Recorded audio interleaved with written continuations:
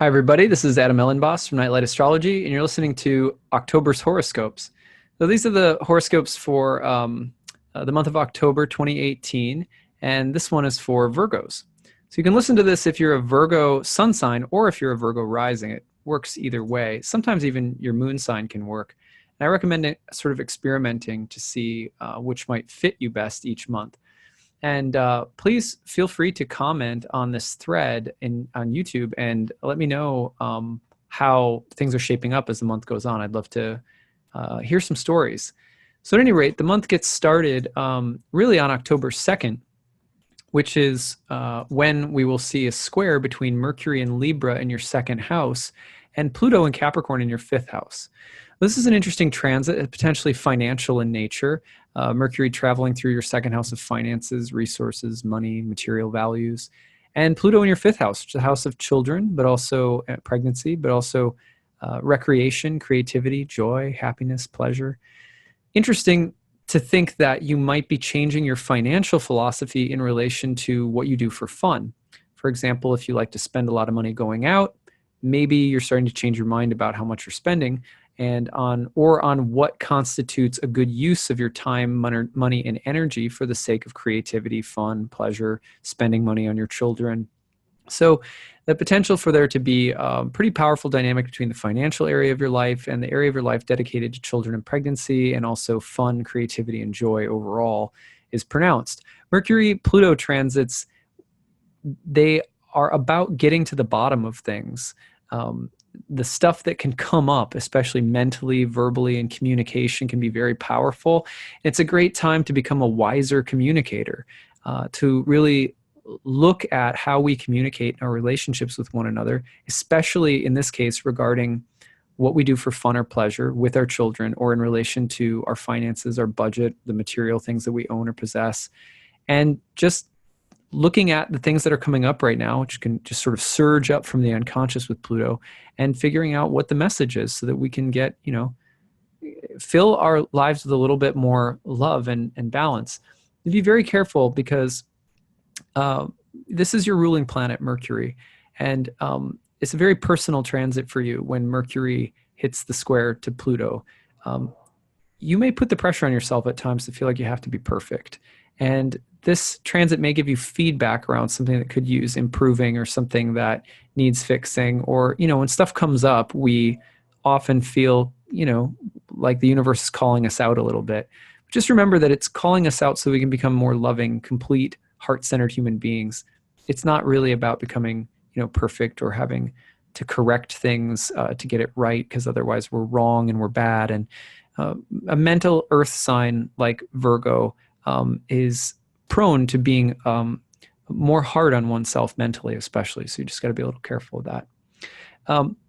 Next, on October 6th, the big transit of the month is that Venus is turning retrograde in your third house. So everything that I just said is actually applicable for the entire month through Venus's retrograde in a Mars-ruled sign in your third house, which is the house of the mind. It's related to the mind. It's also related to siblings, neighbors, short journeys or travel. It's related to media, communication, learning, thinking, the archetype of the messenger. So with Venus retrograde in that house this month, very deep water sign, a Mars-ruled water sign, you're looking at how do you handle conflicts within relationships, especially mentally, verbally. So it's a big time of potentially revising your communication in partnerships, or just how you communicate with the world in general. If you need to become more emotionally honest, this is a good time to do so. If you tend to have no filter, it's a good time to develop one. It's a great time to also look at how your material values inform your relationships, and are you being honest with other people about how you judge them, what you need or want for them.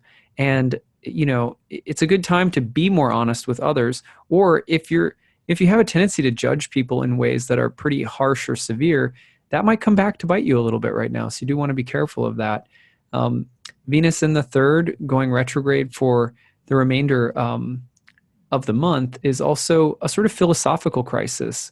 You could say that Venus, who naturally rules your ninth house of the higher mind, philosophy, beliefs, retrograde in the third is asking you, what do you really believe? What do you really think? And is there room for some kind of revision in the way that you think about things or the way that you communicate your beliefs with others? Interesting stuff to think about. Now, that's intense all month long with Venus retrograde for everybody. Last time you had it was 2010, the fall of 2010, if you look back there. All right, on October 8th, you're going to have a new moon taking place in your second house.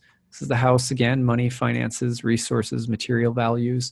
So real emphasis on this area of life. And the new moon is just sort of reiterating that same idea that the whole lunation cycle ahead is about planting a seed in that area of life. How are things changing there? What seeds are being planted, and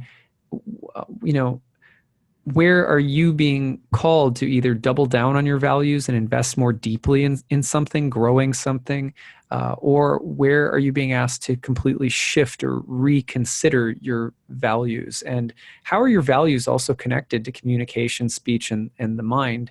Do you obsess about things? Do you constantly think about things? How are your material values affecting the health of your mind and your emotions as well? So that's new moon just kind of reiterating what we've already said. But that comes through on October 8th. Then things really get gnarly between October 10th and 11th, because here what we see is a Venus-Mars square between the 3rd and the 6th, while Mercury is opposite Uranus from the 3rd and the 9th. This is really sort of a major turning point in the month where, at least right around October 10th, October 11th as well, as we'll see in a minute, you're being forced to talk more openly perhaps about your beliefs or how they differ or diverge from those of others, what you're passionate about.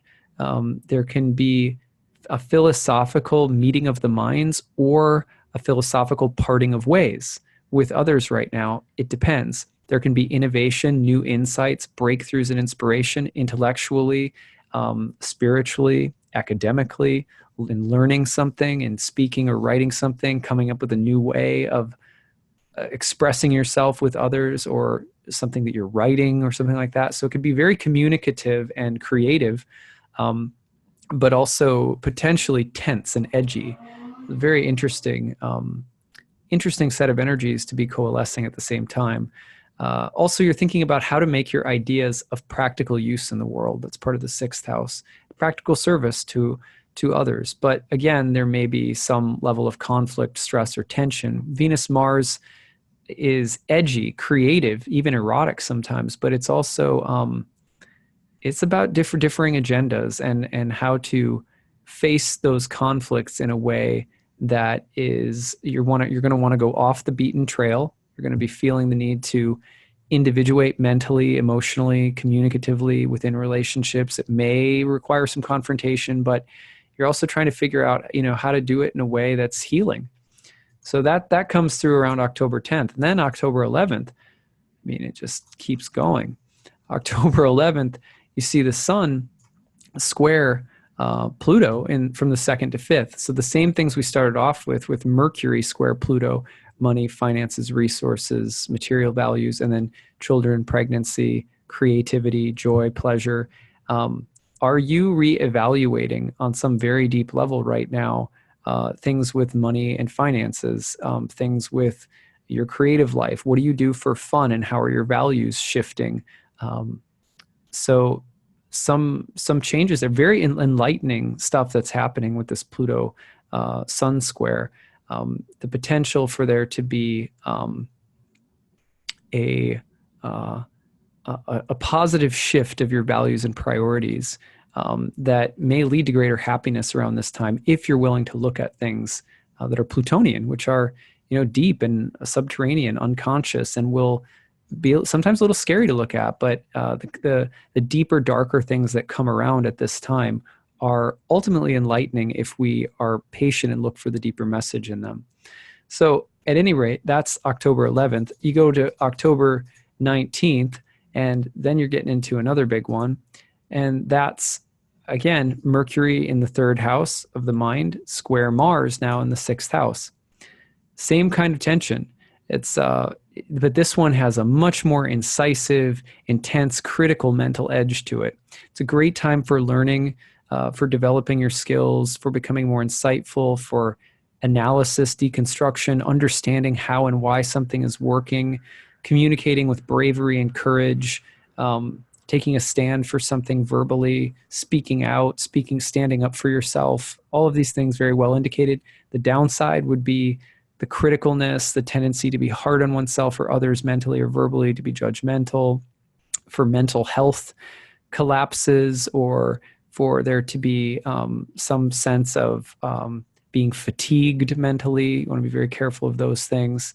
And then also possible, you have to even be careful of a little bit of accidents, injuries, or getting sick due to some level of carelessness with your energy and what you're allowing in right now. So very important to watch what kinds of influences you let in. All right, so then the final transit of the month that I'm covering in Virgo's horoscope this month is the full moon. So the full moon will land, you can see it right now, it's in Aries, but it'll pop up here into Taurus in the 9th, and then oppose Venus and the Sun, Venus retrograde in the Sun in the 3rd house. Again, the 3rd house, 9th house axis is our axis of the mind. So this is a month where your intellectual, philosophical, or spiritual, juices are really getting stirred. They're getting stirred up, and you can see that there's some need to revolutionize your way of thinking and believing, to your way of learning and communicating. It may require, there may be some pretty intense value conflicts that you're having right now in relationships that are of a deep philosophical nature, or that you're having in a learning environment, or an environment where you're being challenged to believe or think about ideas that are very different from what you're used to.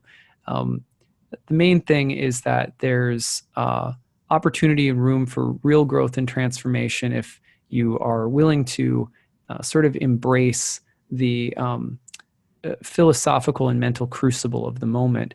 You got to be careful not to be overly impulsive about, sometimes relationships have to be left or changed or transformed really intensely because of conflicting ideas or beliefs. Other times we jump the gun, we get too intense or dogmatic about things, and we hurt others, and we need to heal from those kind of rash ways of dealing with one another. But you'll know the difference, and you just have to listen to yourself internally, and just remember that this month is very much, again, with Venus retrograde in your 3rd, is really honing in on communication in the mind and sharing at a very deep level, becoming really authentic in the heart in your relationships, and seeing how your mind can open to new ways of being. So that's what I've got for you, Virgo, this month. I hope this was interesting. Again, I'd love to hear your comments as the month goes on, and we will see you again next month for November's horoscope. All right, take care. Bye.